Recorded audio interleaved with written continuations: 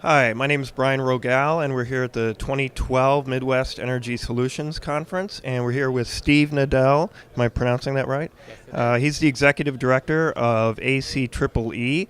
And Steve, I just wanted to start off by asking you, you said in your talk this morning that utilities were kind of the foundation of energy efficiency in the Midwest, like most of the programs are utility-based. How would you assess that Midwest utilities are doing right now?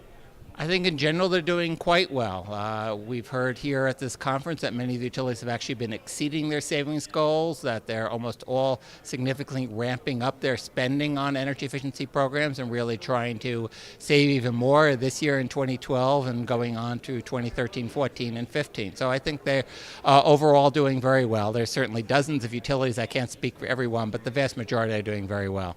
Now, one of the things we've heard from them is that over the past few years, they've hit their goals by maybe doing cheap and effective things like picking up low-hanging fruit. Now, a lot of them are starting to say it's going to be tougher in the next couple of years. Do you agree with that? And what can they do to actually kind of keep hitting their goals in the next 5 years or so? Right. It certainly will be a little tougher. I don't think it's going to be a lot tougher. There are certain things that they're doing now where every customer hasn't done it yet, so they can continue doing those.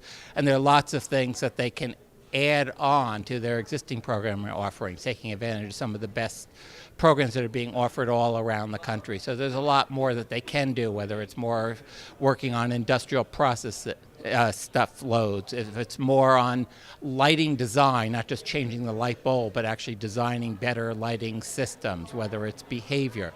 There are many things that they can do to increase their savings and maybe replace some of the savings they've been getting in past years for some of the real easy things. And these are going to be still pretty low cost. The utility avoided costs are also going up. We have new Clean Air Act rules. So utilities are going to either have to upgrade many of their power plants or replace them. So that's not going to be cheap.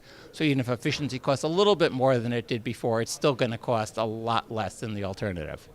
And a lot of them seem to be very worried about regulatory certainty. Like they're saying that's going to be a big barrier to hitting those goals over the next 5 years. What do you think state governments need to do to kind of help them along? Right. I mean, we believe that utilities are profit-making entities. They need to provide some profits to their shareholders.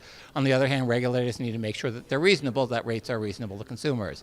But we think energy efficiency is the win-win. It really helps lower customer bills, but regulators need to make sure that the utilities earn some profits through meeting their savings goals. So we do support and advocate for some incentives to the shareholders if they meet or exceed their savings goals.